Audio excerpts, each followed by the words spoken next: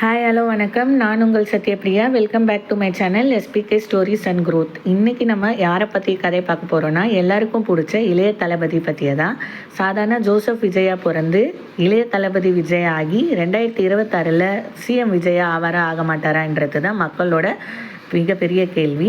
அப்பா டைரக்டர்ன்றதுனால cine இண்டஸ்ட்ரிக்குள்ளார enter ஆகிறது அவருக்கு ரொம்ப ஈஸியாக இருந்துச்சு.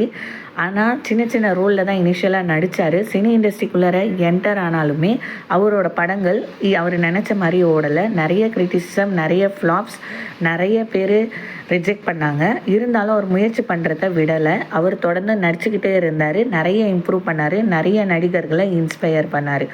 அவரோட படங்கள் மக்களுக்கு ஒரு வாய்ஸாக இருந்துச்சு. அதுக்கப்புறம் ஒரு மூமெண்ட்டாக மாறிச்சு. அதுக்கப்புறம் பீப்புள் அவருக்குள்ள ஒரு லீடரை பார்த்தாங்க. அதனால தான் அவருக்கு தளபதின்னு பேர் வச்சாங்க. அதுக்கு முக்கியமான காரணம் அவரோட படங்கள் தான். அவர் படங்களில் சொல்கிற மெசேஜஸ் அது மக்களுக்காக நிறைய நல்ல நல்ல மெசேஜஸாக இருந்துச்சு. அது முக்கியமாக எஜுகேஷனை பற்றியும், கரப்ஷன் ஃப்ரீ இந்தியாவை பற்றியும், மக்களுக்கு நடக்கிற அநியாயங்களை பற்றியும் பேச ஆரம்பிச்சிச்சு.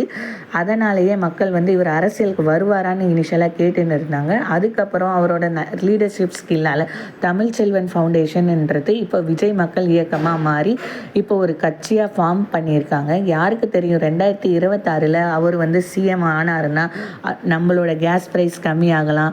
அவர் சொன்ன மாதிரியே எல்லாருக்கும் எஜுகேஷன் ஃப்ரீயாக இருக்கலாம். கரெக்ட் பண்ணுறவங்க பயப்பட ஆரம்பிக்கலாம். ஏன்னா இப்போ சிஎம்மாக இருக்கிறது சாதாரண மனுஷன் இல்லை, நம்ம எல்லாருக்கும் பிடிச்ச இளைய தளபதி விஜய் ஆவார். கண்டிப்பாக இவரோட ஸ்டோரிலேருந்து நம்ம நிறைய கற்றுக்கலாம். இது நமக்கு நிறைய இன்ஸ்பயராக இருக்கும். மீண்டும் இன்னும் இதே மாதிரி ஒரு இன்ஸ்பிரேஷன் ஸ்டோரியில் நான் உங்களை மீண்டும் சந்திக்கிறேன். அதுவரை உங்களிடமிருந்து விடைபெறுவது Sathyapriya Kannan. Tata, take care, bye பாய்.